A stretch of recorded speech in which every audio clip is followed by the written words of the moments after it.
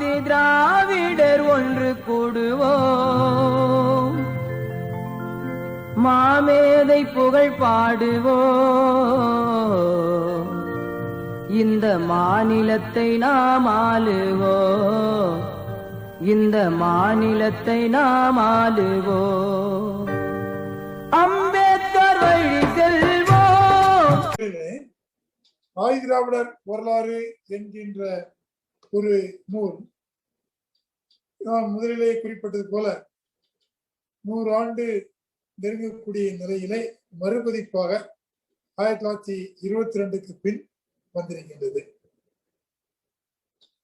இந்த சூழல்ல இந்த நூலாசிரியரை பற்றி ஒரு எண்ணம் எனக்கு மனதிலே ஓடியது. அதில் சில விளம்பரங்கள் அந்த காலத்திலே கொடுத்திருக்கின்றார்கள், அதையும் படித்தேன். பின்னால் அன்பு புன்னோவியம் பதிவிட்டுள்ள ஆதி திராவிடர் இயக்க தலைவர்களுடைய அல்லது இன்றைய மொழிகளை சொன்னால் போராளிகளுடைய வாழ்க்கை குறிப்புகள் இவற்றை பார்க்கும் பொழுது ஒரு செய்தியை நான் உங்களோடு பகிர்ந்து கொள்ளலாம் என்று நினைக்கின்றேன். இதை எழுதியவருடைய பெயர் பெருமாள் பிள்ளை. இந்த பிள்ளை என்கின்ற ஒரு பின்னொட்டு வேளாளர் சமூகத்தை சார்ந்த சிலருடைய அந்த சமூகத்தை சேர்ந்தவருடைய பெயருக்கு பின்னால் இடம்பெறக்கூடிய ஒரு பின்னொட்டு இந்த பிள்ளை என்ற சொல். நான் முதலாக அரசியல் விழிப்புணர்வு பெறக்கூடிய ஒரு நிலையை எனக்கு ஏற்படுத்தியவர் என்னுடைய தந்தையார். 52 சபாநாயகர் என்று சிவசண்முகம் பிள்ளை என்ற ஒருவருடைய பெயர் இருக்கும். நெல்லை பகுதியை சார்ந்தவன் என்கின்ற முறையிலே இது ஒரு ஜாதி பட்டம் என்று மிக இயல்பாக செய்தி பத்திரிகை வாசிப்பவனுக்கு ஒரு அவசர கதியில என்ன படுமோ அப்படித்தான் பட்டது. பின்னால் ஆனந்தரங்க பிள்ளையினுடைய நாட்குறிப்பை படிக்கும் பொழுது அங்கும் ஆனந்தரங்கம் என்ற ஒரு துபாஷியினுடைய பெயருக்கு பின்னால் பிள்ளை என்கின்ற ஒரு ஒட்டு இருந்தது. மருத்துவ குலத்தை சார்ந்த பண்டிதர்கள் என்று அழைக்கப்படக்கூடிய சிகை அலங்கரிக்கும் ஒரு சீரிய தொழிலை செய்து வரக்கூடிய சமூகத்தினுடைய ஒரு தலைவராக திகழ்ந்து மறைந்த பண்டித ஆனந்தம் என்பவர் ஆனந்த பிள்ளை என்று அழைக்கப்பட்டிருந்தார். பின்னால் ஒரு நிலையிலே எப்படி யாதவர் சமூகத்தை சார்ந்த ஆனந்தரங்கம் என்பவர் ஆனந்தரங்க பிள்ளை என்ற ஒரு பட்டத்தை பெற்றிருக்கின்றார். அதே போல மருத்துவ குலத்தை சேர்ந்த ஆனந்தபிள்ளை என்று பெற்றிருக்கின்றார் என்ற ஒரு நிலையிலே யோசிக்கும் பொழுது பல பெயர்கள் வந்தன. நான் முதலிலே குறிப்பிட்ட சிவசண்முகம் பிள்ளையுடைய பெயரை இது இங்கு கலந்து கொள்ளக்கூடிய அனைவருக்காக மட்டுமல்ல, பலரும் தெரிந்து கொள்ள வேண்டிய ஒரு செய்தி என்கின்ற காரணத்தினால நான் வலியுறுத்தி சொல்ல விரும்புகின்றேன். என்ன என்று சொன்னால், இந்த ஜாதி இதனுடைய பின்னூட்டா வரக்கூடிய பட்டங்களிலே பல ஜாதி சார்ந்தவை என்று உறுதியாக சொல்ல முடியாது. பல தொழில் சார்ந்தவையாகவும் இருந்திருக்கின்றன, பணி சார்ந்தவையாக இருந்திருக்கின்றன. அந்த வகையிலே தான் பெருமாள் பிள்ளை என்கின்ற பட்டத்தையும் மரியாதைக்குரிய அன்பு புன்னோவியம் எழுதிய அந்த கட்டுரைகளிலே இருக்கக்கூடிய அந்த பட்டங்களையும் நான் பார்க்கும் பொழுது இங்கு ஒரு உண்மையை தமிழ்நாட்டிலே வரலாற்றிலே நீண்ட காலமாக நாம் தொட்டு பார்க்கவே இல்லை, கூர்ந்து கவனிக்க தவறிவிட்டோம் என்று சொல்லலாம். என என்று சொன்னால், பிள்ளை என்கின்ற ஒரு பின்னொட்டும் முதலியார் என்ற அறுவீதி போடக்கூடிய அந்த முதலி என்ற பட்டமும் அடிப்படையிலே நாம் கல்வெட்டுகளினுடைய அடிப்படையிலே பார்த்தோம் என்று சொன்னால், அவை ஜாதி பட்டங்கள் அல்ல, பணி சார்ந்த பட்டங்கள், பதவி பெயர்கள். இதை வைத்துதான் நான் பல ஆண்டுகளுக்கு முன்னால் கட்டுரை ஒன்றை மரியாதைக்குரிய தோழர் ஆதவன் தீட்சணியா நடத்தி வந்த புதுவிசை பத்திரிகையிலே எழுதினேன். பதவி ஜாதியான வரலாறு என்று. பிறகு 2-3 ஆண்டுகளுக்கு முன்னால் வெளிவந்த என்னுடைய நூல் ஒன்றிலும் அந்த கட்டுரை இடம்பெற்றது. அதே தரப்பிலே தான், பதவி ஜாதியான வரலாறு. புத்தகத்தை பற்றி சொல்லாமல் சற்று வெளியே சென்று சொல்வது போல இந்த உரையை கேட்டுக்கொண்டிருக்கக்கூடிய பலர் நினைக்கக்கூடும். உண்மை என்ன என்று சொன்னால், இந்த பிள்ளை என்பது ஒரு பதவி பெயராக, முதலி என்பது ஒரு பதவி பெயராக மன்னராட்சி காலத்திலே விளங்கிய பொழுது, அந்த பதவியை வைத்தவர்கள் தங்களுக்கே மன உறவை வைத்துக் கொண்டு, அம்பேத்கர் சொல்வது போல அகமன உறவை மேற்கொண்டு அவர்கள் ஒரு ஜாதியாக பரிணமித்த வரலாறு இந்த நூலாசிரியருடைய பெயரிலே மறைந்திருக்கிறது என்பது எனக்கு இந்த நூலை பார்த்து, நூலாசிரியருடைய பெயரை பார்த்த உடனே படிச்சென்று பட்டது. இது நம்முடைய சமூகத்துல மிக சாதாரணமான வரலாற்று செய்திகள் கூட மறைக்கப்பட்டு விட்டிருக்கின்றன, அல்லது நம்முடைய அறியாமையின் காரணமாக தெரியாமல் போயிருக்கின்றன என்று கொள்ளலாம்.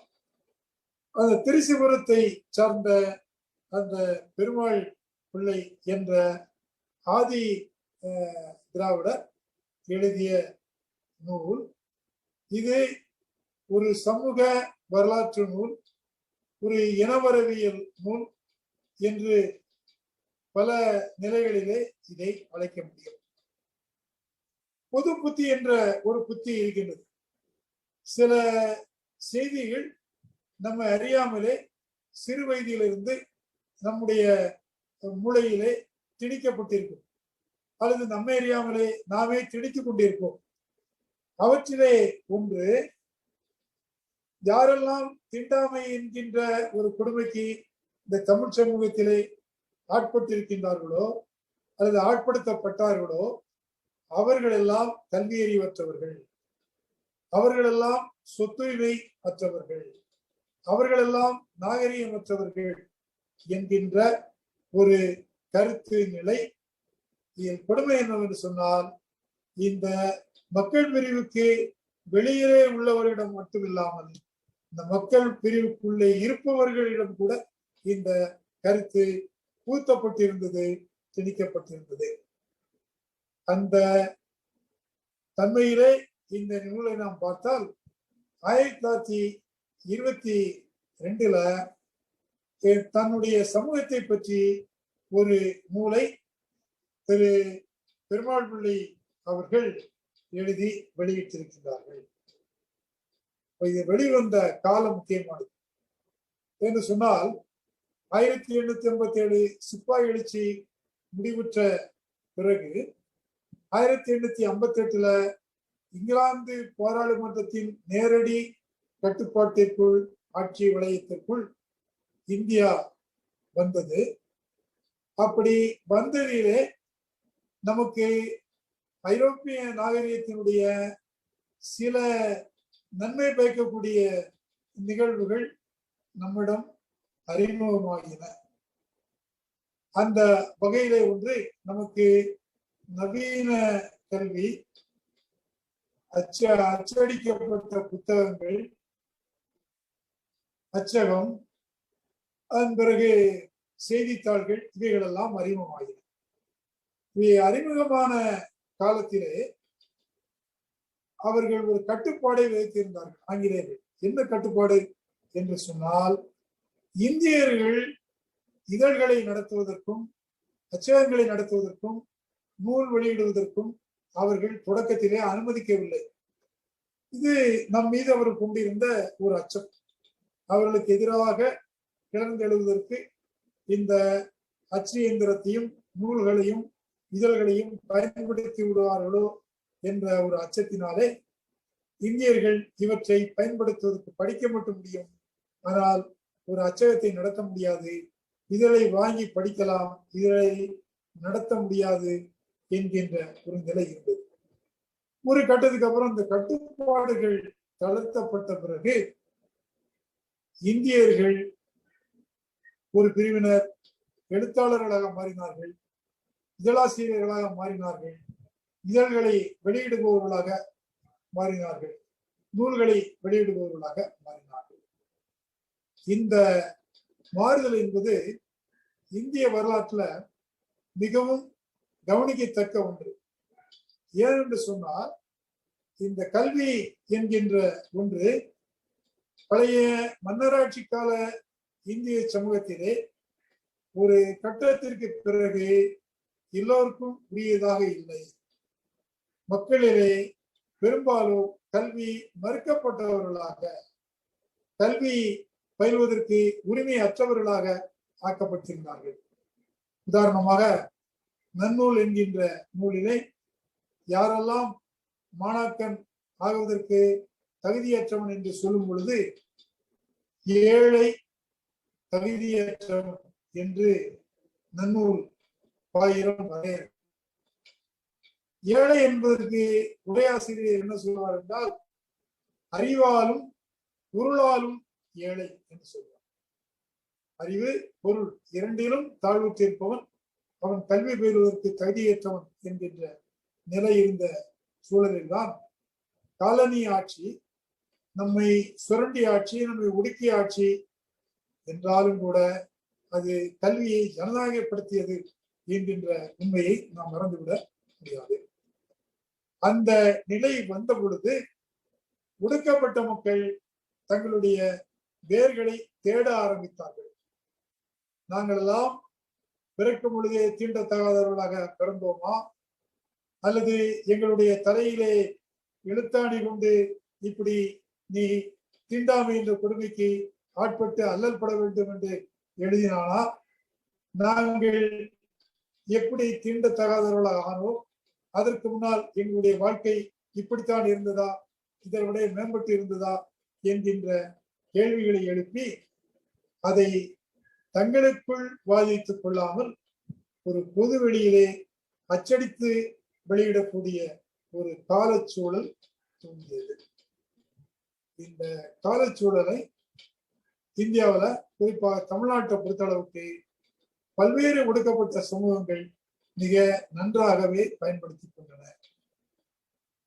எனவே சமய நூல்கள் மட்டுமே தொடக்கத்திலே அச்சிடப்பட்டன, அல்லது பொழுதுபோக்குவதற்கான ஒரு விறுவிறுப்பான நடையுடன் கூடிய கற்பனை தன்மை மிகுந்த படைப்பு இலக்கியங்கள் மட்டும் வெளியாகவில்லை, வேர்களை தேடக்கூடிய நூல்களும் வெளியாகின.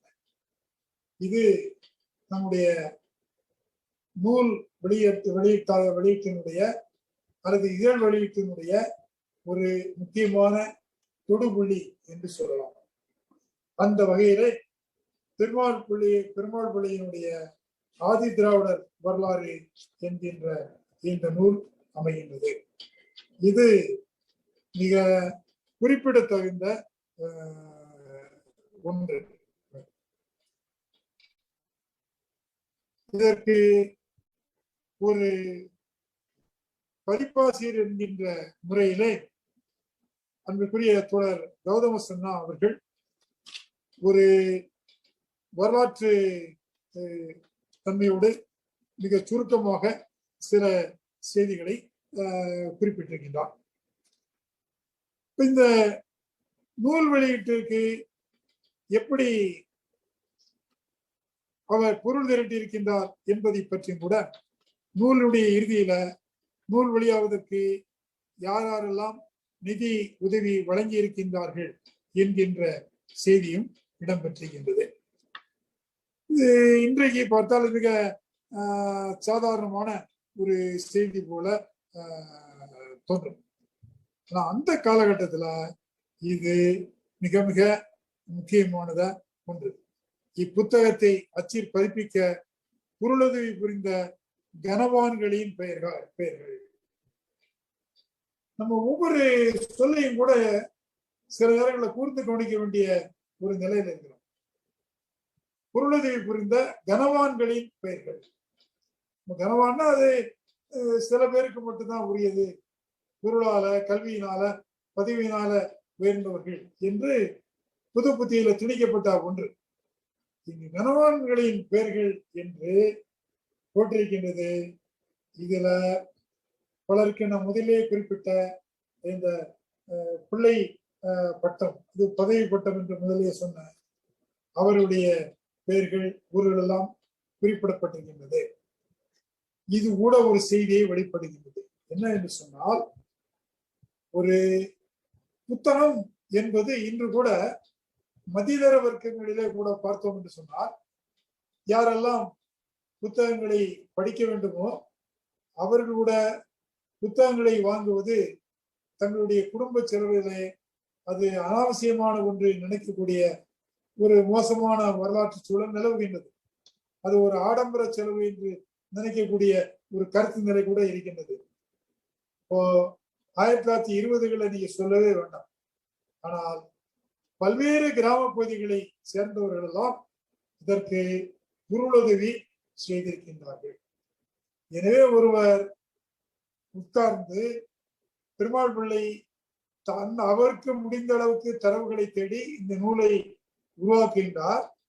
ஆனால் அந்த நூல் எல்லோர் கையிலும் தவழுவதற்கு பலர் உதவி புரிந்திருக்கின்றார்கள். இவர்களெல்லாம் இந்த வேர்களை தேடக்கூடிய ஒரு முயற்சியிலே மிக ஆர்வத்தோடு ஈடுபட்டவர்கள் என்பதை இன்று நாம் நினைத்து பார்க்க கடமைப்பட்டிருக்கின்றோம்.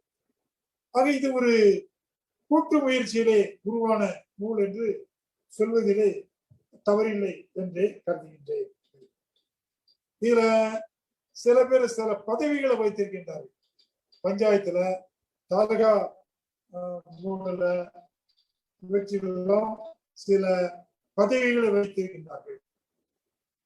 இன்றைய நிலையில் இது ரொம்ப சாதாரணமானதான நினைக்கலாம். அந்த காலத்துல வாக்குரிமை என்று சொல்வது எல்லோருக்கும் இல்லை. குறிப்பிட்ட மதிப்பு சொத்து உடையவர்களாக, அந்த சொத்துக்கு சொத்து வரி கட்டுபவர்களாக இருப்பவர்களுக்குத்தான் வாக்குரிமை உண்டு. நமக்கு தெரியும் யாருக்கு வாக்குரிமை உண்டோ அவர் தான் வேட்பாளராக நிற்க முடியும். அப்போ வாக்குரிமை உடையவர்களாக இருந்து வேட்பாளர்களாக இருந்து வெற்றி பெற்றவர்கள் என்று சொல்லும் பொழுது, நான் முதல்ல சொன்னது போல நம்முடைய பொது புத்தியில் இருக்கிறவர்களுடைய பல கருத்துக்களை நாம் துடைத்தெறிய வேண்டிய ஒரு நிலையிலே இருக்கின்றோம். அதாவது 20கள காலகட்டத்துல பொருள் உடையவர்களாக, அந்த பொருளுடைமையின் காரணமாக வாக்குரிமை பெற்றவர்களாக, வாக்குரிமை இருந்ததன் காரணமாக பதவிகளுக்கு போட்டியிட்டு வெற்றி பெற்று பதவி வைப்பவர்களாக இருந்திருக்கின்றார்கள். இவர்களெல்லாம் பிடித்தால் இந்த நூலை உருவாக்கி இருக்கின்றார்கள். இந்த நூலுக்குள்ள போறோம். இப்ப நம்ம இன்றைய வரைக்கும் தமிழ்நாட்டை பொறுத்த அளவுக்கு நம்ம பார்த்தோம்னு சொன்னோம்னா, தமிழ்நாட்டினுடைய வரலாற்று வரைவு, அதாவது தமிழ்நாட்டினுடைய வரலாறு என்று எழுதும் பொழுது இதுல தவிர்க்க முடியாத ஒரு விவாத பொருளாக இடம்பெறுவது என்ன என்று சொன்னால், ஆரியர் திராவிடர் என்ற 2 சொற்கள். இதை பற்றி நிறைய கருத்து வேறுபாடுகள், வாதங்கள் இன்று வரை நடந்து கொண்டே இருக்கின்றன. இந்த ஆரியர் திராவிடர் என்ற சொற்கள் இது இடம் சார்ந்தது என்று சிலர் கூற, சிலர் இனம் சார்ந்தது என்று கூற, சிலர் மொழி சார்ந்தது என்று கூற. இப்போ ஆரியரும் திராவிடரும் ஒரு நிலப்பகுதியில் வாழ்வதன் காரணமாக இந்த பெயரை பெற்றார்களா, அல்லது ஒரு மொழியை பேசியதன் காரணமாக இந்த பெயரை பெற்றார்களா அல்லது இனத்தை சார்ந்தவர்களா என்று இன்று வரை இது ஒரு முடிவுக்கு வராத ஒரு வாத பொருளாகவே இருந்து வரக்கூடிய ஒரு சூழல். இப்போ 1922 இந்த நூல் ஆதி திராவிடர் வரலாறு என்கின்ற ஒரு தலைப்போடு வெளிவருகின்றது. இவர் மிக அருமையாக, அதாவது ஒரு நூல், குறிப்பாக ஒரு இனத்தினுடைய வரலாறு எழுதக்கூடிய நூல் என்று சொல்லும் பொழுது அந்த நூலை ஒரு படிப்படிப்படியாக அந்த நூலை அமைத்து செல்ல வேண்டும். அந்த வகையில அவர் ஒரு முகவுரையாக ஆதிதிராவிடர் வரலாறு என்ற ஒன்றை சொல்லி ஆதிதிராவிடர் ஏன் என்ற கேள்வியை எழுப்புகின்றார். அதுல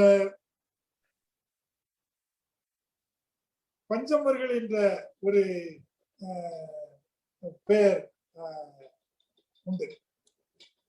அதுல தோல்வியுற்ற சமூகமாக இருக்கின்ற பஞ்சமர்களுக்கு பொதுவான அடையாளமாக அன்றைக்கு கருதப்பட்டது தீண்டாமை என்கிற வடிவம்தான். பஞ்சமன்னு சொல்றவங்களுக்கு ஒரு பொது அடையாளம்னா இவர்கள் எல்லாம் தீண்டாமைக்கு ஆட்பட்டவர்கள் என்று. ஆனா அடுத்த வரையில் அவர் சொல்றாரு, இது ஒரு மோசமான மேம்போக்கான வரையறுப்பு என்பது உண்மைதான். ஆனா இது ஒரு மோசமான வரையறுப்பு என்று அவர் எடுத்தெடுப்பிலே மிக தெளிவாக சொல்லிவிட்டு சாதாரணமான வாசகர்களுக்கு ஒரு செய்தியை கொண்டு வருகின்றார். 1885 ஆண்டு நம்ம சாதாரணமா எல்லாருக்கும் நினைவு. ஏன்னா நம்ம 4ஆம் வகுப்புல இருந்து அல்லது 5ஆம் வகுப்புல இருந்து பள்ளி இறுதி தேர்வு அல்லது இன்றைக்கு +2 வரைக்கும் நம்ம வரலாற்று பாடத்துல படித்து விடை எழுதிய ஒரு ஆண்டு 1885. ஆலன் ஆக்டவிஸ் ஹியூம் என்ற ஆங்கிலேயர் இந்திய தேசிய காங்கிரஸ் என்கின்ற ஒரு அமைப்பை உருவாக்கினார். இந்திய தேசிய காங்கிரசினுடைய தோற்றம் என்பது 1885 உருவானது. ஆனா இங்க ஒரு முக்கியமான செய்தி சொல்றாரு. இதே ஆண்டிலேதான் ஆதி திராவிட மகாஜன சபை என்கின்ற ஒரு அமைப்பு உருவானது என்கின்ற ஒரு வரலாற்று உண்மை இந்த நூலுடைய தொடக்கத்திலேயே பதிவு செய்யப்படுகிறது. அதே போல 1892 திராவிட கழகம் திராவிட பாண்டி என்ற ஒரு இதழை நடத்துகின்றது. அதுக்கு ஆசிரியர் இருந்தவர் யாரு, அவருடைய மாணாக்கராக திருவிக்கா இருந்தார் என்பதை சொல்கின்றார். இப்போ நம்ம பிரச்சனைக்கே வராத மாதிரி சில பேர் நினைக்கிறோம். அவருக்கும் அந்த சந்தேகம் வந்திருக்கு நூலாசிரியர். இந்த வரலாற்றை சற்று நிறுத்தி ஒரு கேள்விக்கு வருவோம். ஆதி திராவிடர் என்ற அடையாளம் ஏன் நிறுவப்பட்டது என்கின்ற ஒரு கேள்வியை எடுக்கின்றார். தமிழன் என்கின்ற அடையாளத்தை எடுத்திருக்கலாமே. ஏனென்றால் இதற்கு முன்னால் பண்டித அயோத்திதாஸ் தமிழன் என்கின்ற பத்திரிகை நடத்தி நமக்கு எல்லாம் தெரியும். 1916 பார்ப்பனர் இயக்கம் தொடங்குகின்றது. பிறகு அதான் நீதி கட்சியாக உருவானது. இந்த வரலாறு நமக்கு தெரியும். திராவிடர் என்ற பதம் இடைச்சாதி சொல்லாக அது மாற்றம் பெறுகிறது என்ற வரலாற்று உண்மையும் சுட்டிக்காட்டிவிட்டு தீண்டாமையால் பாதிக்கப்பட்ட அனைத்து மக்களும் பறையர் என்ற ஒரு சொல்லாட்சிக்குள் உட்படுத்தப்பட்ட வரலாற்றையும் அவர் சுருக்கமாக சொல்லிவிட்டு இந்த நூலுடைய முக்கியமான தன்மை என்னன்னா ஜாதி பேதங்களையும் பார்ப்பன ஆதிக்கத்தையும் இடைச்சாதி கொடூரங்களையும் வேறுபாடுகளையும் சாடும் இந்நூல் இந்து என்கின்ற அடையாளத்தையும் கடுமையாக விமர்சிக்கிறது. தான் இந்த நூலை பற்றிய ஒரு மேம்போக்கான ஒரு அறிமுகம். அதுக்கப்புறம் திராவிடர் இடத்ததிகாரம் என்கின்ற ஒன்றை சொல்லி திராவிடருடைய நிலம் எது, திராவிடர்கள் யார், இந்த திராவிடருக்கு எதிர்முனையிலே நிறுத்தப்படக்கூடிய ஆரியர்கள் என்போர் யார் என்கின்ற கேள்விகளை எழுப்பி அதற்கு விடை சொல்லி அதன் பிறகு ஆதி திராவிடமே திராவிடம் என்கின்ற ஒன்றை சொல்லி இந்த ஆதி திராவிடம் என்கின்ற ஒன்றிலே இவர் ஒரு வாதத்திற்குரிய கருத்தை முன்வைக்கிறார். அதாவது ராவணன் என்கின்ற ஒரு புராண பாத்திரம், ராமாயணத்தில் வரக்கூடிய எதிர்நிலை தலைவனாகக்கூடிய ராவணன் ஆதி திராவிட அரசன் என்கின்ற ஒரு கருத்தை வைக்கின்றார். ஒரு பக்கம் ராவணன் பிராமணன் என்கின்ற ஒரு கருத்தும் உண்டு. ராமேஸ்வரத்துல ராமலிங்கம் என்கின்ற பெயர்ல இருக்கக்கூடிய இறைவனை பற்றி சொல்லும் பொழுது அது ராவணால் உருவாக்கப்பட்ட லிங்கம் என்பது ஒரு புராண செய்தி. அவனே இந்த மணலால் ஒரு லிங்கத்தை செய்து அங்கு வழிபட்டான் என்று சொன்னால் ராமன் பிறப்பால் சத்திரிய வம்சத்தை சார்ந்தவன். இந்த சத்திரிய வம்சத்தை சார்ந்த ராமன் ராவணன் என்கின்ற பிராமணனை கொன்று, ஆனால் பிராமணனை கொன்ற தோஷம் பிரம்மஹத்தி என்கின்ற தோஷத்துக்காளாகி அதை போக்குவதற்காக அவன் லிங்கத்தை மணலால் செய்து வழிபட்டான். அந்த ராமேஸ்வரத்தினுடைய தலபுராணம் கூறக்கூடிய ஒரு செய்தி. இங்க இவர் ஆதி மன்னன் ராவணன் என்ற கருத்தை முன்வைக்கின்றார். பிறகு தமிழ் என்கின்ற மொழி ஆரிய மொழி என்று சொல்லக்கூடிய சம்ஸ்கிருதத்திலிருந்து தோன்றியது அல்ல என்பதையும் குறிப்பிட்டு அகஸ்தியர் என்கின்ற ஒருவரை பற்றி சுருக்கமாக ஆனால் அதே நேரத்தில் அழுத்தமாக சில செய்திகளை முன்வைக்கிறார். இந்த அகத்தியர் இருக்கிற தமிழ்நாட்டுல நான் ஒரு கட்டையில குறிப்பிட்டிருந்தேன். தமிழ்நாட்டினுடைய ஒரு பண்பாட்டு வீரர்களுடைய ஒரு தகுதி அவருக்கு வழங்கப்பட்டிருக்கிறது. நம்மளுடைய பண்பாட்டு வீரர் என்கின்ற ஒரு தகுதி அவருக்கு வழங்கப்பட்டிருக்கின்றது. ஏனென்று கேட்டா நம்முடைய சித்த வைத்திய நூல்களை எடுத்துக்கொண்டால் அவர் நிறைய அகத்தியரை முன்வைத்துதான் அந்த நூல்கள் எழுதப்பட்டிருக்கிறது. நம்முடைய பல்வேறு இதுல மொழி என்று சொன்னால் அகத்தியர், அல்லது தமிழ் இலக்கண நூலை உருவாக்கணும்னா அகத்தியம். தொல்காப்பியத்துக்கு மூல இலக்கணம் ஒன்று இருந்தது கூட ஒரு கதை உண்டு, அகத்தியம் என்கின்ற நூல். அதை படிச்சுதான் தொல்காப்பியத்தை எழுதினார் என்ற ஒரு கருத்து கூட முன்னால் கொஞ்சம் உறக்க ஒழித்துக் கொண்டிருந்தது ஒரு காலகட்டம். இந்த சூழ்நிலையில இவர் இந்த அகஸ்தியர் என்பவரை பற்றியும் சில கருத்துக்களை முன்வைத்து இந்த அகஸ்தியர்ங்கிறது கருத்து ஏற்றுக்கொள்ள தகுதியற்றது என்ற ஒன்றையும் அவர் சொல்லிவிடுகின்றார். முக்கிய அம்சங்களில் தமிழராய் உள்ளோருக்கு வேதங்களில் இருந்தும் மற்ற சம்ஸ்கிருத நூல்களில் இருந்தும் அனுமதிகளும் ஆதாரங்களும் தேடப்போவது தப்பு என்று சொல்லி தொல்காப்பியரை பற்றி சொல்லும் பொழுது அவர் அகத்திய குரு வணக்கம் கூறினதாக தேரருக்கு இல்லை என்கிறார். தொல்காப்பியர் எந்த இடத்துலயாவது தன்னுடைய குரு வணக்கமாக அகத்தியரை சொல்லவில்லை. ஆனா பாயிரத்துல அகத்தியர் சொல்லப்படுகின்றார். ஒரு கிட்டத்தட்ட ஒரு 2 பக்கத்துல அகஸ்தியரை பற்றி சொல்லி நான் அகஸ்தியரை பற்றி நம் கருத்துக்கள்ல பதிவிக்கப்பட்டிருக்கூடிய செய்திகள் எல்லாம் அவர் தள்ளிவிடுகின்றார். அதன் பிறகுதான் ஒரு முக்கியமான ஒரு செய்திக்கு வராரு. பண்டைய கால தமிழ் மக்களே ஆதி திராவிடர். தமிழ்நாட்டுல வாழ்ந்த பண்டைய கால தமிழ் மக்களே ஆதி திராவிடர் என்கின்ற ஒரு கருத்தை முன்வைத்து அதன் பிறகு திராவிடருடைய ஜாதி அதிகாரம் என்கின்ற தலைப்புல பல்வேறு பொய்கள், அதற்கான விளக்கங்கள் எல்லாவற்றையும் சொல்லிவிட்டு பிறகு நம்மிடம் ஜாதி என்கின்ற ஒரு கருத்து எவ்வாறு தோன்றியது அல்லது அறிமுகமானது என்பதை பற்றி அவர் குறிப்பிடுகின்றார். பறையர் என்கின்ற ஜாதி பெயரை சொல்கின்றார்.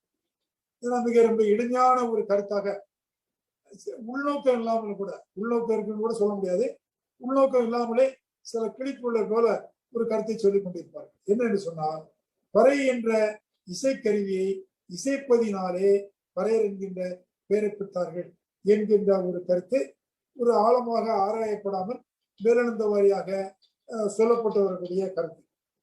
இப்போ பறையர் என்கிற ஜாதி பெயரும் அவர் கடத்தாற் போல் பறை என்பது தொழிலா என்கின்ற ஒரு வினாவின் எழுப்பி அதை மறுக்கின்றார். பிறகு பிராமணர், சத்திரியர், வைசிய, சூத்திரர் என்கின்ற ஒரு நிலையில சூத்திரர் என்கின்ற ஒரு பாகுபாட்டுக்குள்ள ஆதிதிராவிடர்கள் அடங்குவார்களா என்ற வினாவை எழுப்பி அவர்கள் அடங்க மாட்டார்கள் என்கின்ற ஒரு கருத்தை சொல்லி இந்த வருணம் எப்படி உற்பத்தியானது என்று சொல்லிட்டார். இங்கதான் 1922 அந்த வருஷத்தினோட திரும்ப பார்க்க வேண்டியிருக்கு. 22ல இவர் எந்த நூல்களை மேற்கோளாக காட்டியிருந்தார் சொன்னால், வடமொழி நூல்களை, குறிப்பாக மடுதர்ம சாஸ்திரத்தை மிக தெளிவாக மேற்கோளாக காட்டுகிறார். இப்போ இந்த ஒட்டுமொத்த சமூகமும் கல்வி மறுக்கப்பட்ட சமூகமா என்கின்ற ஒரு கேள்வியை எழுப்பி இந்த பகுதியை படித்தால் அந்த கேள்வி எழுப்பப்பட்டதே தவறு என்ற முடிவுக்கு வர முடியும். பிறகு இந்த வருணங்கள் உற்பத்தியானது என்பது பொய்க்கதை என்பதையும் இயல்ல தெளிவா சொல்றார்.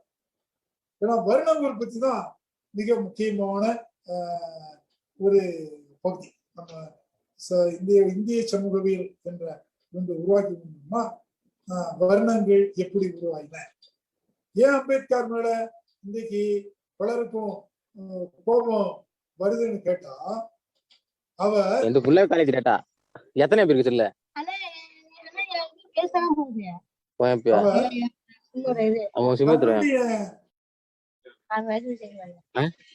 என்ன சொல்ற மியூட் பண்ணுங்கப்பா, யாரும் பார்த்து.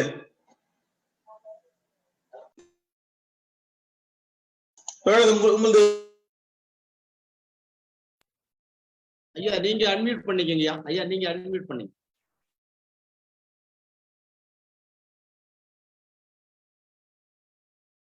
ஐயா நீங்க அன்மியூட் பண்ணுங்க ஐயா. மைக்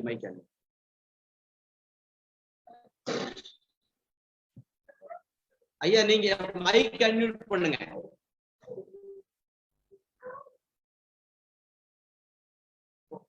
உங்க போன்ல மைக் அன்மியூட் பண்ணுங்க. மைக் ஓகே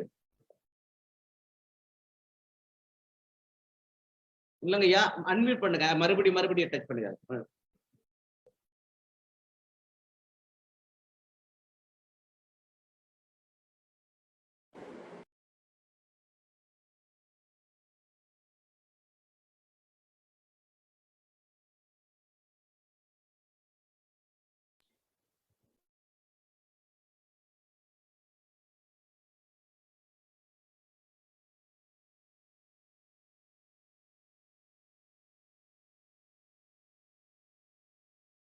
ஐயா மெசேஜ் ஒண்ணு வரும், அதை கிளிக் பண்ணுங்க.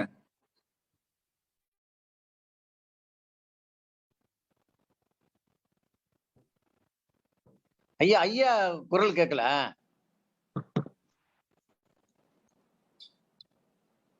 ஐயா இப்ப பேசுங்க. இல்ல ஐயா நீங்க அன்மியூட் பண்ணணும். அதுல இப்ப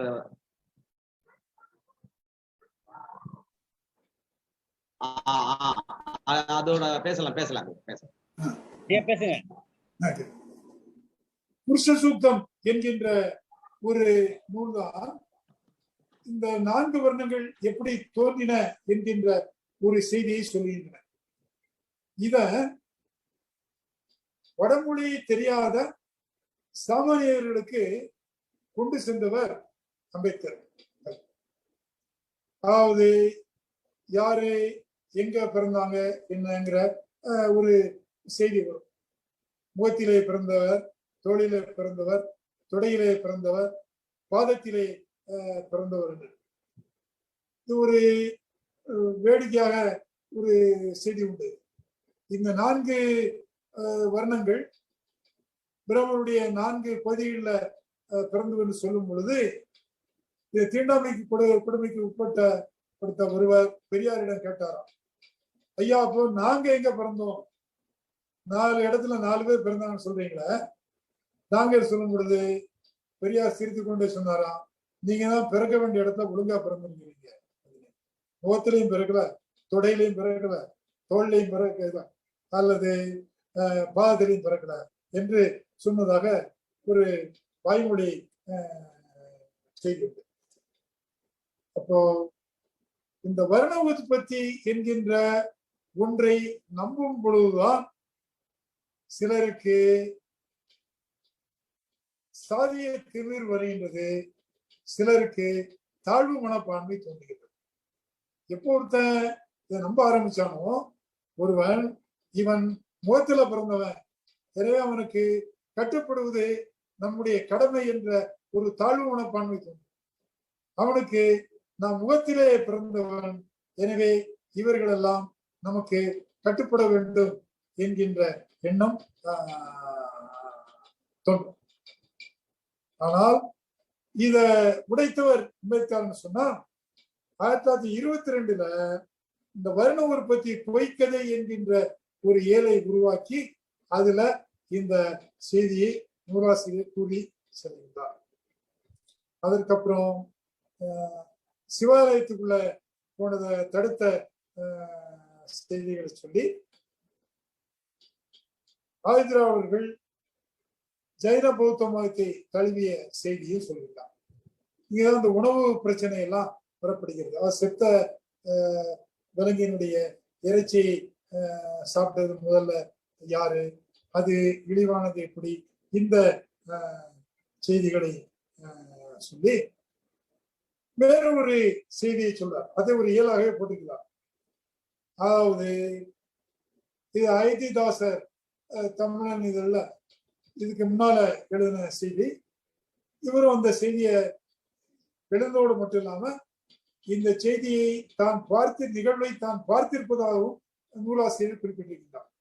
என்னன்னு கேட்டா, எப்போ பிராமணர்கள் ஆதித்திராவிடருடைய குடியிருப்புக்குள் வந்து விட்டார்களோ அவர்கள் பின்னால் அந்த சமூகத்து பெண்கள் சாணியை கரைத்து தெளித்து தீட்டு கழிப்பார்கள் என்கின்ற ஒரு செய்தியை இந்த நூலாசிரியர் சொல்லுகின்றார். அதோடு மட்டுமல்ல, இதை பல ஆண்டுகளுக்கு முன்னால் தானே பார்த்திருப்பதாகவும் குறிப்பிடுகின்றார். அயோத்திதாசரை சொல்லுகின்றார். அயோத்திதாசருக்கு முன்னால அம்பேத்கரும் இந்த செய்தியை பதிவிட்டிருக்கிறார். அபிது பாய் என்று சொல்லக்கூடிய ஒரு பிரெஞ்சு கத்தோலிக்க பாதிரியார் எழுதிய ஒரு நூலிலிருந்தும் ஒரு பதிவை அவர் காட்டுகின்றார். இப்போ சடங்குகளை பற்றிய ஆய்வு நாட்டுப்புறவியல் என்ற ஒரு அறிவுத்துறையை சார்ந்த ஒன்று. இப்போ வேற மாதிரிலாம் சண்டை நடந்தது. நாட்டுப்புறவியல் சொல்றதா, நாட்டார் வழக்காற்றுன்னு சொல்றதா, நாட்டாருங்கிறது ஒரு ஜாதிய பிரிக்க, அல்லது சில ஜாதியில நாட்டாருங்கிறது ஒரு பட்டமாக இருக்கு. இப்ப நாட்டார் வழக்காற்று நாட்டுப்புறவியலாக சொல்லி நடந்துகிட்டு இருக்கு. ஆனா எதை கவனிக்கணுமோ அதை கவனிக்கணும். இப்படி ஒரு சடங்கு இருந்திருக்கு. ஒரு பக்கம் சாணி என்பது சுத்திகரிக்கக்கூடிய ஒரு பொருள் என்கின்ற கருத்து ஒரு சில சமூகங்கள்ல இருக்கு, ஒரு சில மதத்தினரிடம் இருக்கு. இது மேட்டுமே ஜாதியா இருப்பவர்கள் பின்பற்றக்கூடிய ஒன்று என்கின்ற நிலைப்பாடு இருக்கின்றது. தென் மாவட்டங்கள்ல ஒரு பெண் முதல் பூப்பு அடைந்து விட்டால் அவளை ஒரு சடங்கு நடத்தி வீட்டுக்குள்ள சேர்க்கும் வரை அவள் பின்னால சாணியை தெளிச்சுக்கிட்டே போகக்கூடிய பழக்கம் ஒரு அரை நூற்றாண்டுக்கு முன்னால வரைக்கும் இருந்திருக்கு. இப்ப சாணி தீட்டை போக்கக்கூடிய ஒன்றுங்கிற ஒரு கருத்து. ஆனா இங்க எப்படி தலைகளா இருக்குன்னா, யாரு உயர்ந்தவனு சொல்றானோ அவன் வந்துட்டு போனா பின்னால சாணியை கருத்து தொலைப்பது என்பது இதற்கு நேர்மாறான ஒன்று. அப்ப இது எப்படி தோணுச்சு? நாட்டாரா நாட்டுத்துறவைகளாங்கிறது பிரச்சனை இல்லை. இந்த சாணி நிலையுடைய சடங்குக்குள்ள இருக்கக்கூடிய சமூக வரலாற்று செய்தி இன்னும் நாம அதை வெளிப்படுத்தல. இதை பதிவு பண்ணிருக்காங்க. அம்பேத்கர் பதிவு பண்ணிருக்காரு, பண்டித அயோத்திதாசர் பதிவு பண்ணிருக்கிறாரு, அதுக்கப்புறம் பெருமாள் பிள்ளை அவர்களும் பதிவு பண்ணிருக்கிறாங்க. ஆனா இது எப்படி மேல இருந்து கீழையா, கீழே இருந்து மேலையா ஒரு பிரச்சனை இருக்கு. இந்த நிலையில என்ன ஒரு கருத்து மறைந்திருக்கிறது, பொதிந்திருக்கிறது என்பதை நாம் ஆய்வு செய்ய வேண்டிய ஒரு கட்டாயத்துல இருக்கிறோம். இத அவரு சொல்லி இந்த அமைப்புகளை பற்றி சொல்லுகிறார். இப்ப இந்த நூலை பொறுத்தளவுக்கு ஒன்று ரெண்டு சொற்களை தவிர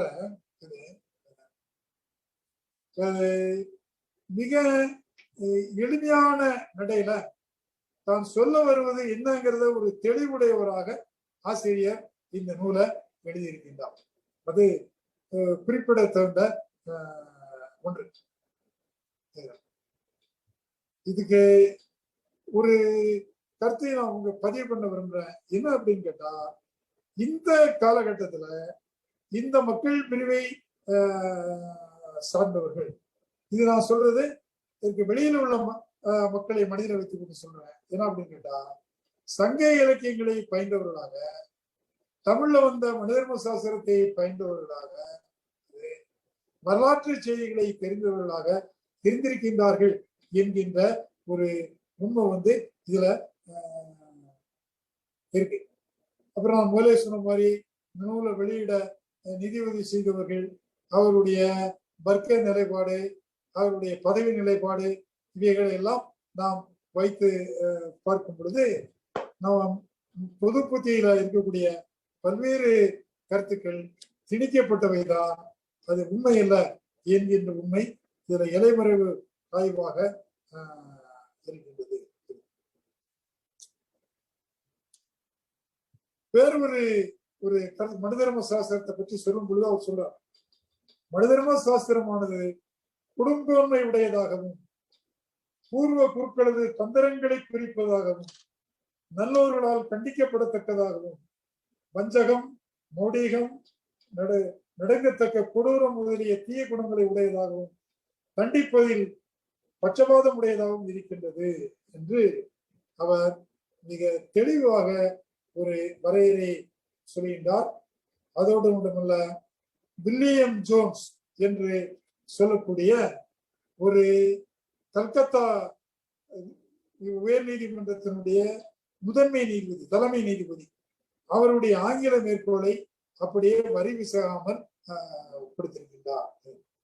இப்ப என்ன நடக்குன்னு கேட்டா, யாராவது ஒரு ஆங்கில அதிகாரி மனிதர்ம சாஸ்திரத்தை சிறப்பா சொல்லியிருந்தாங்கன்னா, இந்த ஐரோப்பியர் எப்படி சிறப்பாக சொல்லி இருக்கிறார் என்று எடுத்துக்காட்டுவதை நாம் பார்த்துக்கிட்டோம். ஆனா அவர்கள் யாரும் இந்த மேற்கோளை எடுத்து காட்டல. இந்த நூலாசிரியர் அதை எடுத்து காட்டுகின்றார். அதோடு மட்டும் இல்லாம சைவ சித்தாந்த நூல்களையும் இவருக்கு ஆழமான ஒரு பயிற்சி இருந்திருக்கிறது என்பதையும் நாம் பாராட்டுகிறோம். பிறகு இன்னொரு ஒரு கருத்தை சொல்றார், ஜாதி பேதம் பாராட்டாத பிரிட்டிஷ் அரசு இந்தியாவுக்கு வந்தது என்று சொல்கிறார். இங்கதான் ஒரு அரசு என்பதை எல்லோரும் ஒரே நோக்கில பார்க்க மாட்டார்கள் என்பதற்கு எடுத்துக்காட்டு. ஏன் அப்படின்னு கேட்டா, அந்த அரசு என்ற ஒன்று இருக்கும் பொழுது அந்த அரசு எனக்கு என்ன செய்தது, என்னுடைய சமூகத்துக்கு என்ன செய்தது, எங்களை எப்படி பார்த்தது என்கின்ற ஒரு கேள்வி எழுப்பப்படும் என்கிறது. அந்த கேள்வியை இவர் எழுப்புகின்றார். அவற்றை பார்க்கும் பொழுது ஜாதி வேதம் பாராட்டாத என்கின்ற ஒரு இடையை படிக்கின்றார். இந்த வகையில இந்த நூல் மிக அவசியம் படிக்க வேண்டிய ஒரு நூலாக இருக்கிறது. என்றால் வேர்களை தேடும் முயற்சியிலே தொடக்கத்திலே ஈடுபட்டவர்களுக்கு சில தடைகள் இருக்கு. என்ன என்று கேட்டா, இன்றைக்கு கிடைக்கிறது போல எல்லா ஆவணங்களும் அந்த காலத்திலே கிடைத்திருக்காது. இதை பற்றி விவாதிப்பதற்கான ஒரு உள்வட்டம் இருந்திருக்காது. அவர்களை பார்த்து படித்து அவர்கள் எழுத வேண்டிய ஒரு நிர்பந்தத்தை இருந்து கொள்ளல. அந்த சூழ்நிலையில இருந்து கூட இப்படி ஒரு பார்வையை பார்த்திருக்கின்றார்கள் என்பதை இந்த நூல் வெளிப்படுத்துகின்றது.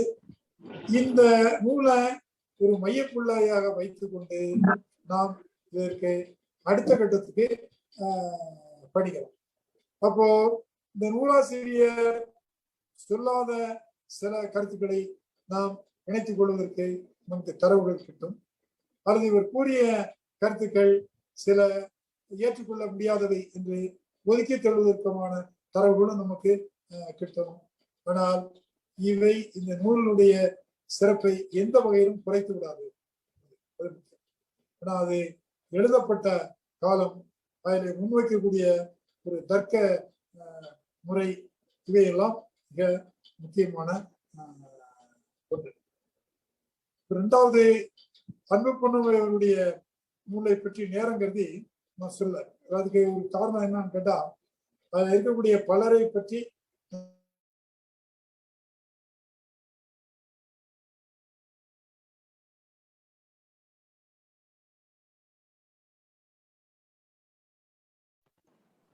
ஒரு முக்கியமான பங்களிப்பு என்ன அப்படின்னு கேட்டா,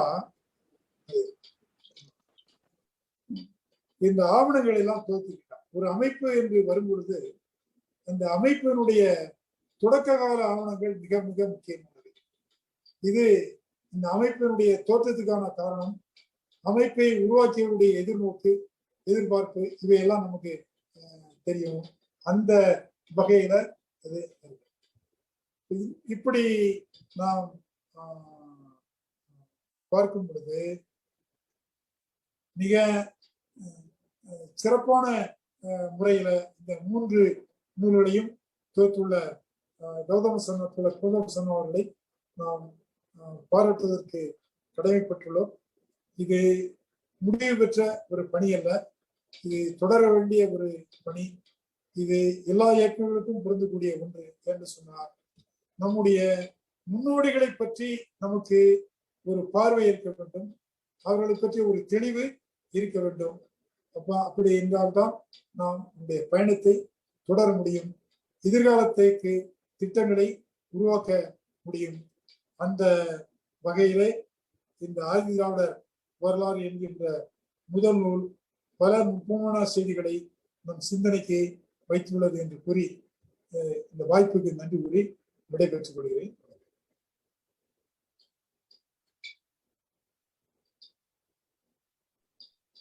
மிக்க நன்றிங்க ஐயா, மிக்க நன்றி ஐயா அவர்களுக்கு. அயோத்திதாசர் அம்பேத்கர் வாசகர் வட்டம் சார்பில் எங்கள் நெஞ்சார்ந்த நன்றியினையும் அன்பினையும் தெரிவித்துக் கொள்கிறோம். மிக நேர்த்தியான உரையினை ஐயா அவர்கள் தங்களின் பொன்னான நேரங்களை ஒதுக்கி உரையாற்றி இருக்கின்றீர்கள். இந்த உரை குறித்து தங்களுக்கு ஏற்படுகிற ஐயங்களை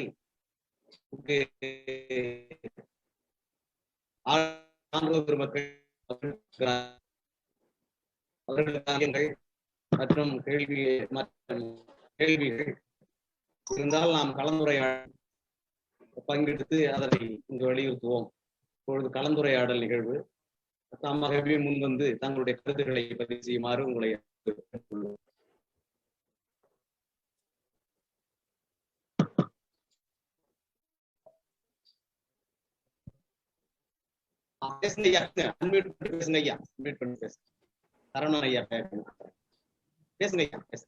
அனைவருக்கும் வணக்கம். ஐயா அவர்கள் தன்னுடைய உரையினுடைய ஆரம்பத்துல 1952 என்று குறிப்பிட்டு சிவசங்கரன் பிள்ளை என்று குறிப்பிட்டார்கள். அது சம்பந்தமாக ஒரு விளக்கம் கொடுத்தால் நன்றாக இருக்கும் என்று நினைக்கின்றேன்.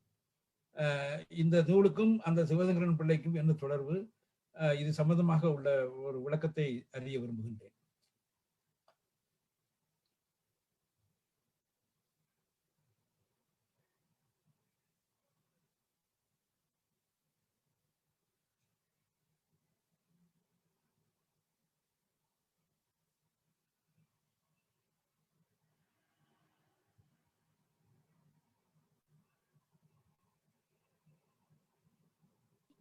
ஐயா, ஐயாவுக்கு நெட்வொர்க் பிரச்சனையா இருக்குங்கய்யா. அண்ணா, அது குறித்து நீங்க சொல்லுங்க.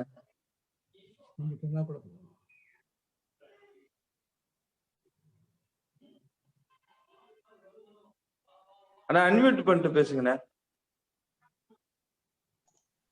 சரி.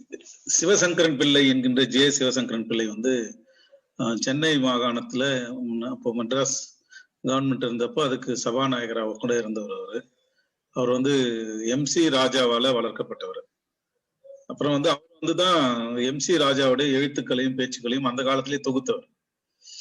சோ இதுல உங்களுக்கு என்ன சந்தேகம் வருதுன்னா, சிவசங்கரன் பிள்ளை அப்படின்றது உங்களுக்கு சந்தேகம், பிள்ளைன்னு ஏன் போட்டுக்கிறான்னு கேள்வி வருதா? பிள்ளைங்கிறது மட்டும் இல்ல, இந்த ஆதி திராவிடர் வரலாறுக்கும் அவருக்கும் பெயருக்கும் உள்ள சம்பந்தம் என்ன? ஆமா, ஆதி திராவிடர் மகாஜன சபை வந்து 2 ஆதி திராவிட மகாஜன சபை இருந்தது. ஒரு மகாஜன சபைக்கு வந்து தலைவர் வந்து MC ராஜா, இன்னொரு ஆதி திராவிடர் மகாஜன சபைக்கு தலைவர் வந்து ரெட்டமலை சீனிவாசன். சோ ரெட்டமலை MC ராஜா தொடங்கி இருந்த அந்த மகாஜன சபையில தொடர்ந்து பணி செஞ்சவர் வந்து சிவசங்கரன் பிள்ளை.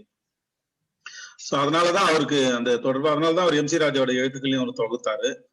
அப்புறம் வந்து பிள்ளை என்கின்ற பெயர் வந்து அன்றைக்கு ஒரு 5-6 சமூகங்கள் மட்டுமே பின்னாடி போட்டுக்க முடியும். அதுல வந்து பறையர் சமூகமும் ஒண்ணு. அதனாலதான் அப்ப அன்னைக்கு இருந்த தலைவர்கள் அத்தனை பேரும் வந்து தன்னுடைய பேருக்கு பின்னாடி பிள்ளை போட்டுப்பாங்க. சிவசங்கரன் பிள்ளை, MC ராஜாவோட அப்பா பேரு மயிலை சின்னத்தம்பி பிள்ளை, ரெட்டமலை சீனிவாசனுடைய பெயர் வந்து ரெட்டமலை சீனிவாசன் பிள்ளை அவரு.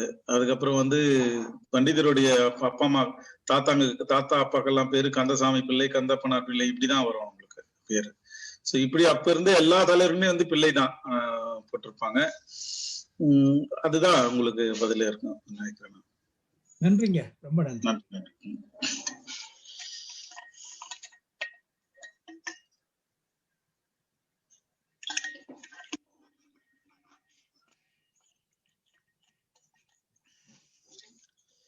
பிள்ளை அப்படின்னு போட்டதால அது பிள்ளைமார் அப்படின்னு நீங்க நினைக்க கூடாது. பழைய டெக்ஸ்ட் எல்லாம் எடுத்து படிக்கும்போது பிள்ளை அப்படின்னு போட்டிருந்தாங்கன்னா சைவ பிள்ளைமார்கள் தான் அப்படின்னு நினைச்சுக்க கூடாது.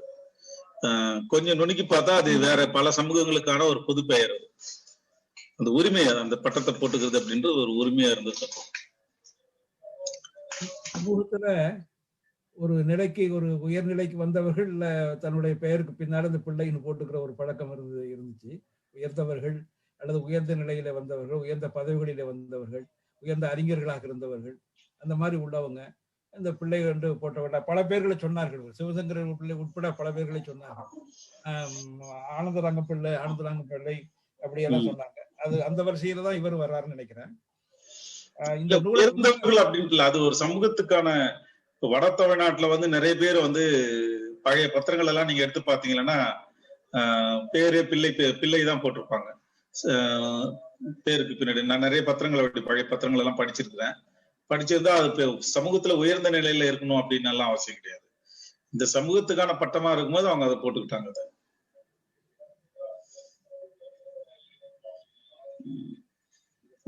உதாரணமா முனுசாமி பிள்ளை சொல்வார்கள். அவரு ஆமா, முனுசாமி பிள்ளை, VI முனுசாமி பிள்ளை.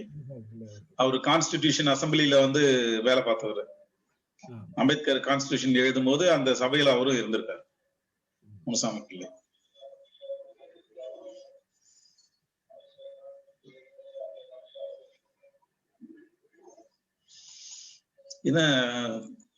இவரோட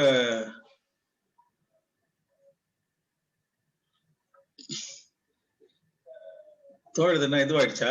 வீடியோவே வரல. சரி, வேற கேள்வி இருக்கா உங்களுக்கு? ஐயா கிட்ட கேட்கறது கேளுங்க.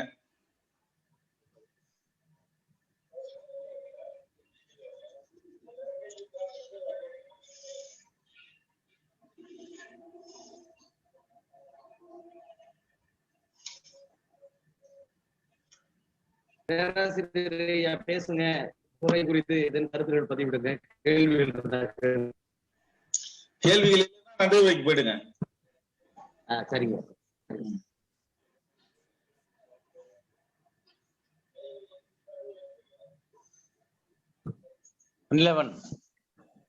ஐயா ஐயா இருக்காங்களா? ஐயா இருக்காங்களா? இருக்காங்க. நீங்க கேளுங்க ஐயா, பேசுங்க. கேள்வி ஒன்றும் இல்ல ஐயா. குறித்து கருத்து நூல் குறித்து ஐயா ஒரு நல்ல மதிப்புரை எழுத வேண்டும். உங்கள் நூலகம் போன்ற அந்த இதழ்களில் அது வர வேண்டும் என்கிற வேண்டுகோளை வைக்கிறேன். அவருக்கு நெட்வொர்க் ப்ராப்ளம் இருக்கு, அதுதான் நமக்கு கொஞ்சம் இதுவா இருக்கு.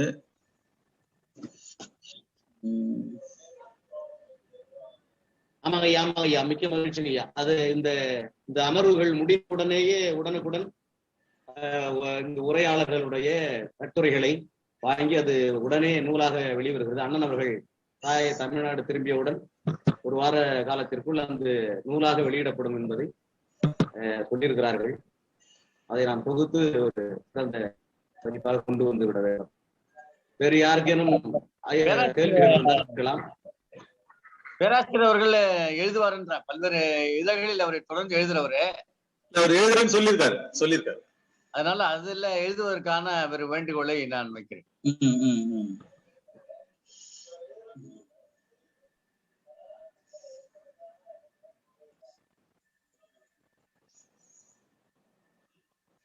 சரி, நிலவன் அவருக்கு ஐயாக்கு நெட்வொர்க் இல்ல, நம்ம முடிச்சிருவோம்.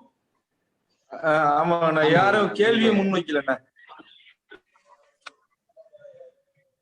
ஐயா நிறைவு செய்திருங்க. வேற யாரும் கேள்வி முன்வைக்கல.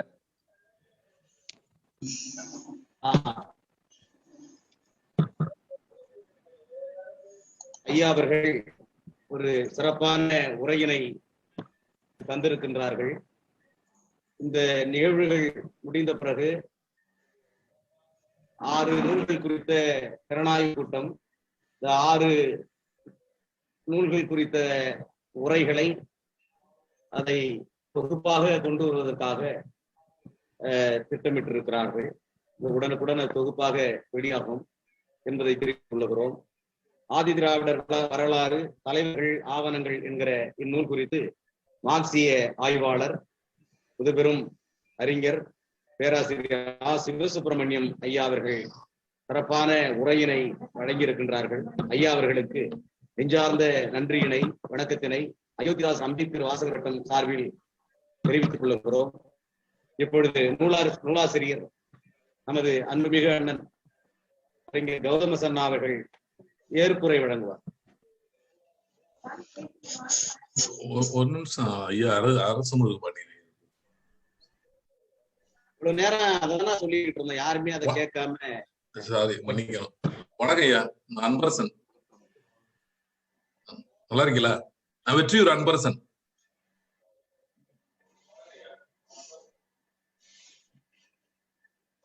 ஐயா, அரசு முறை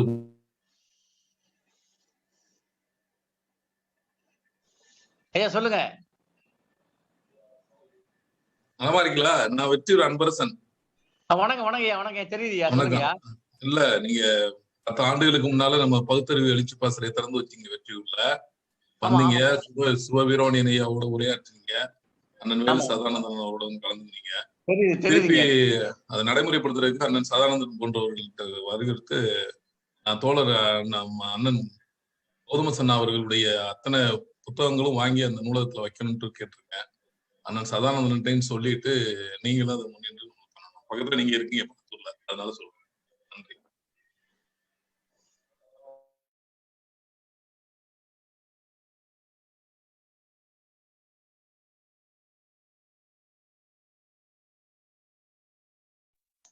நான் அன்மியூட் பண்ணிட்டு பேசுறேன்.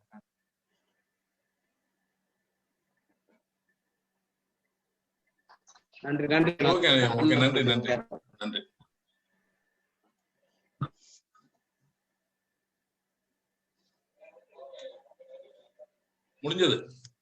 முடிஞ்சதா? சரி அண்ணே, எனது வணக்கத்தை தெரிவித்துக் கொள்கின்றேன். அயோத்திதாசர் அம்பேத்கர் வாசகர் வட்டத்தை சேர்ந்த தோழர்கள் தொடர்ந்து முன்னெடுத்து வருகின்ற இந்த சிறப்புமிக்க பணிக்கு எனது நெஞ்சார்ந்த நன்றியையும் வாழ்த்துக்களையும் நான் தெரிவித்துக் கொள்கின்றேன். தொடர்ந்து நான் எழுதிய தொகுத்த புத்தகங்களை மக்களிடையே கொண்டு போய் சேர்க்கின்ற பெரும் பணியில் இந்த இயக்கத்தை சேர்ந்தவர்கள் வெண்ணிலவன், முத்து பிரதீபன், சாக்கியா, மேகப்பிரவீன் உள்ளிட்ட தம்பிகள் முனைப்பு காட்டி வருவது மகிழ்ச்சிக்குரியதாக இருக்கிறது. ஒவ்வொரு நாளும் தலைமை ஏற்று நடத்தி கொண்டிருக்கக்கூடிய தோழர் பாவாணன், முன்பே உரை வழங்கிய தோழர் ஜீவகன், இந்த நிகழ்ச்சிக்கு தலைமை ஏற்றிருக்கக்கூடிய பேராசிரியர் அரசமுருக பாண்டியன் உள்ளிட்ட அத்தனை பேருக்குமே நான் நன்றி கடன் பட்டவனாக இருக்கின்றேன். இந்த நிகழ்வு என்பது ஒரு தொடர் நிகழ்வு என்பது ஒரு சலிப்பூட்டக்கூடியதாக இருந்தாலும் கூட மக்களிடத்தில் நாம் திரும்ப திரும்ப பேச வேண்டிய கட்டாயத்திலே இருக்கின்றோம். மக்களுக்கு மறதி இருக்கின்றது, பல்வேறு திசை திருப்பல்கள் இருக்கின்றது, வரலாறை பற்றின புரிதல் இல்லாமல் அறிதல் இல்லாமல் இருக்கின்ற காரணத்தினால் நாம் திரும்ப திரும்ப வரலாற்றை நினைவுபடுத்த வேண்டியது நம்மை போன்றவர்களுடைய கடமை. வரலாறை புரிந்து கொள்ளாமல், வரலாறை தெரிந்து கொள்ளாமல் நாம் எதிர்காலத்தில் நிகழ்காலத்திலும் எதையும் பெரிதாக சாதிக்க முடியாது என்கின்ற ஒரு முன்பாடத்தினை மனதிலே வைத்துக் கொண்டு தான் நாம் வரலாற்றை தொடர்ந்து பேசிக் கொண்டு வருகின்றோம். தத்துவார்த்த அடிப்படைகளை பேசுவதை போலவே வரலாறையும் பேச வேண்டும். வரலாறு இன்றைக்கு ஒரு அறிவியல் துறையாக இன்றைக்கு மாறி இருக்கிறது. ஒரு காலத்தில் அது கலைத்துறையாக இருந்து இன்றைக்கு அறிவியல் துறையாக ஒரு சயின்டிபிக் டிபார்ட்மெண்டாக அது மாறி இருக்கின்ற சூழலிலே இதனுடைய நம்பகத்தன்மையையும் நாம் மக்களிடத்திலே தொடர்ந்து வலியுறுத்த வேண்டியது அவசியம். அந்த வகையிலே இந்த புத்தகம் என்பது மிக முக்கியமான புத்தகமாக நான் பார்க்கின்றேன். ஆதி திராவிடர் வரலாறு, தலைவர்கள், ஆவணங்கள் என்று தலைப்பிடப்பட்ட இந்த புத்தகத்தை 3 காலகட்டங்களை சேர்ந்தவர்கள் தான் தொகுத்திருக்கின்றோம். ஒன்று திருச்சிபுரம் ஆர் பெருமாள் பிள்ளை, இரண்டாவது அன்பு பொன்னோவியம், மூன்றாவது நான். 3 பேரும் வெவ்வேறு இந்த கடந்த 100 ஆண்டுகளில் இருக்கின்ற 3 தலைமுறையை சேர்ந்த ஒரு காலகட்டத்தில் வாழ்ந்தவர்கள், நான் உட்பட வாழ்ந்து கொண்டிருப்பவர்கள். இந்த புத்தகத்தின் மூலமாக தொடர்ந்து மக்களிடத்தில் பேசிக் கொண்டிருப்பவர்கள். அந்த வகையில இந்த புத்தகத்தின் மூலமாக உங்களுக்கு பல்வேறு கேள்விகள் வருகிறது. இப்போ தோழர் சரவணன் அவர்கள் கேட்டது போல பிள்ளை என்பது என்ன என்ற கேள்வி என்று வருகிறது. நீங்கள் எல்லாம் பிள்ளை என்று சொன்னால் அது ஏதோ உயர்ந்த சாதியினுடைய பட்டம் என்று நினைத்து கொண்டிருந்ததை இந்த புத்தகம் அடித்து நொறுக்கி இருக்கும். உங்களுக்கு ஒடுக்கப்பட்ட சாதி என்று கருதப்படுகின்ற, அடையாளப்படுத்தப்படுகின்ற, முத்திரை குடுத்தப்படுகின்ற சாதி என்பது பிள்ளைமார் என்கின்ற பட்டத்தை கொண்டிருக்கக்கூடிய ஒரு சாதி என்றால் அது எப்படி சமூகத்தில் கீழான சாதியாக இருக்க முடியும் என்பதை பற்றி நாம் புரிந்து கொள்ள வேண்டும். இது புலம்பெயர்ந்த தமிழர்கள், மலேசியா, சிங்கப்பூர், தென்னாப்பிரிக்கா, மொரீஷியஸ் உள்ளிட்ட நாடுகளுக்கு புலம்பெயர்ந்த தமிழர்கள், அங்கே தோட்ட வேலை செய்ய போன தமிழர்கள் கூட இன்றைக்கும் அவர்களுடைய பெயரிட்டுக்கு பின்னால் பிள்ளை என்கின்ற பட்டத்தை சேர்த்துக் கொள்கின்றார்கள். உங்களுக்கு தெரியும், ஐநா மனித உரிமை ஆணையத்தினுடைய தலைவராக இருந்தவர் நவி பிள்ளை, நவநீதன் கிருஷ்ணன் பிள்ளை. அவர்தான் அந்த பிள்ளை என்கின்ற பெயரிட்டோடு தான் அவர் அந்த ஐநா சபையினுடைய மனித உரிமை ஆணையத்தினுடைய தலைவராக இருந்தார். மொரிஷியஸ் தீவினுடைய பிரதமராக, துணை பிரதமராக இருந்த பரமசிவன் பிள்ளை 150-200 ஆண்டுகளுக்கு முன்பு தமிழகத்திலே இருந்து கிளம்பி போய் அங்கே தோட்ட வேலை செய்ய தொடங்கி அந்த நாட்டினுடைய ஜனாதிபதியாக, துணை ஜனாதிபதியாக இருந்து பிறகு ஜனாதிபதியாக உயர்ந்த பரமசிவன் பிள்ளை பெயரிட்டுக்கு பின்னால் வரலாற்று சொல்ல வேண்டும். இப்படி பார்க்கின்ற பொழுது என்கின்ற பட்டத்தை கடல் கடந்து அவருக்கு உண்டு என்பதை அவர் பரமசிவம் பிள்ளை அவர்களிடத்திலே பேசும்பொழுது இருக்கின்றார். நான் ஒரு சாதாரண கூலி விவசாயினுடைய பிள்ளையாகத்தான் பிறந்திருக்கிறேன் என்று அவர் சொன்னார். அப்படி ஒரு நீண்ட ஒரு வரலாறு கொண்டதுதான் இந்த பிள்ளை என்கின்ற அந்த வரலாறு. இதையெல்லாம் நீங்கள் தெரிந்து கொண்டால் மட்டும்தான் இந்த சமூகம் இந்த மக்கள் மீது சுமத்தி இருக்கக்கூடிய தாழ்வு மனப்பான்மையிலிருந்து வெளியே வர முடியும். இதை நான் தான் உயர்ந்த சாதி என்று சொல்பவர்களுக்கு பதில் சொல்வதற்கு இது போன்ற வரலாற்று ஆயுதங்கள் தான் உங்களுக்கு பயனுள்ளதாக இருக்கும்.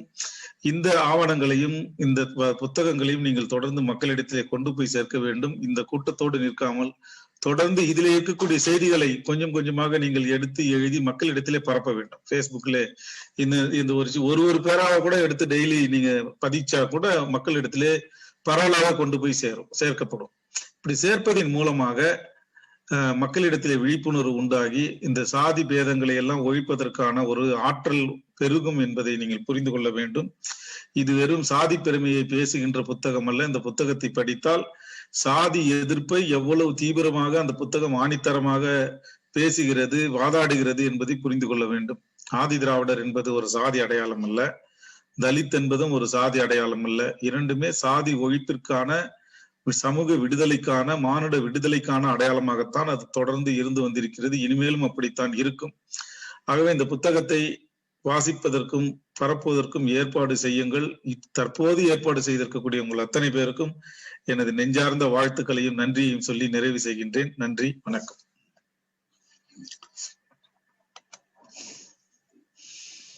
மிக்க நன்றிங்க அண்ணா, மிக்க நன்றி. ஆதி திராவிடர் வரலாறு தலைவர்கள் ஆவணங்கள் இந்நூல் குறித்து உரையாற்றிய முதுபெரும் ஆய்வாளர் பேராசிரியர் சிவசுப்பிரமணியம் ஐயா அவர்களுக்கு நெஞ்சார்ந்த நன்றியினை தெரிவித்துள்ளோம். இந்த புத்தகத்தை ஏற்கனவே நான் எழுதிய இடஒதுக்கீட்டின் மூல வரலாறு புத்தகத்துக்கு ஐயா சிவசுப்பிரமணியம் அவர்கள் தான் முன்னுரை எழுதினார். அந்த வகையில இந்த புத்தகத்தை அவர் ஆய்வு செய்தது என்பது ஒரு மிகப்பெரிய பெருமையாகவும் அங்கீகாரமாகவும் நான் கருதுகின்றேன். அவருக்கு எனது நெஞ்சார்ந்த நன்றி. இந்த நேரத்திலே பொது தளத்திலே பொதுவாக தலித் மக்களை பற்றி எழுதுகின்ற வரலாறு எல்லாம் ஒரு பக்கமாகவும், மீதி பேர் எழுதுவதெல்லாம் ஒரு என்று கருதுகின்ற ஒரு மூட நம்பிக்கை தமிழகத்தில் இருக்கின்றது. அந்த மூட நம்பிக்கையை தகர்த்திருக்கக்கூடிய ஒரு சிவசுப்பிரமணியம் அவர்கள் இருக்கின்றார். அந்த வகையிலே மதிப்பாய்வு செய்தது, உங்களிடத்திலே அறிமுகப்படுத்தியது என்பது ஒரு மிகச்சிறந்த பேராகவும் ஒரு வாய்ப்பாகவும் நான் நினைக்கின்றேன். அவருக்கும் எனது நன்றி தெரிவித்துக் கொள்கின்றேன். நீங்க பினிஷ் பண்ணுங்க. நன்றிங்க. ஐயா இப்பொழுது தொலைபேசி வழியாக தொடர்பு கொண்டார். எனக்கு இணைப்பு, நான் பேசியதெல்லாம் சரியாக இருந்ததா என்றார். பேசுகிற வரைக்கும் சிறப்பாக இருந்தது ஐயா. இறுதியாகத்தான் இணைப்பு துண்டிய மறுபடியும் நான் இணைய வேண்டுமா என்றார். அண்ணன் ஏற்புரை வழங்கி கொண்டிருக்கிறார் என்று கூறினேன். ஐயா அவர்களுக்கு மீண்டும் ஒரு முறை எங்கள் நெஞ்சார்ந்த நன்றிகளை தெரிவித்துக் கொள்கிறோம். அதோடு தலைமை நடத்திய அன்புமிகு ஐயா அரசு ஊழியர் ஐக்கிய பேரவையினுடைய முதன்மை செயலாளர் மதிப்புமிகு பாவாணன் ஐயா அவர்களுக்கும் ஒரு அற்புதமான வாழ்த்துறை வழங்கிய எங்கள் பேராசிரியர் ஐயா அரசமுருக பாண்டியன் ஐயா அவர்களுக்கும், திருச்சி பெல் நிறுவனத்தில் திருச்சி பெல் மகாபோதி சொசைட்டி ஒருங்கிணைத்த அறிஞர் கௌதம் சன்னா அவர்களின் நூல் அறிமுக கூட்டத்தில் நேரடியாக பங்கேற்று ரெட்டமலை சீனிவாசம் வரலாறு குறித்து உரையாற்றியவர் நம்முடைய பேராசிரியர் அரசமுருக பாண்டியன் ஐயா அவர்கள் என்பதை இந்நேரத்தில் நான் சொல்லிக்கொள்ள பெருமைப்படுகின்றேன். ஆக தொடர்ந்து இந்நிகழ்வில் பங்கெடுத்து வருகிற ஐயா சரவணன் ஐயா அவர்கள், அண்ணன் கோயத்திலிருந்து பங்கெடுத்து வருகிற அன்புமிகு அண்ணன் அன்பரசன் அவர்கள் உள்ளிட்ட அத்துணை சான்றோர் பெருமக்களுக்கும் எனது அயோத்திதாசர் அம்பேத்கர் வாசகர் வட்டம் சார்பில் எங்கள் நெஞ்சார்ந்த நன்றியினை தெரிவித்துக் கொண்டு, நாளை அந்த இது போடுங்க பிரதீப் ஐயா, நாளை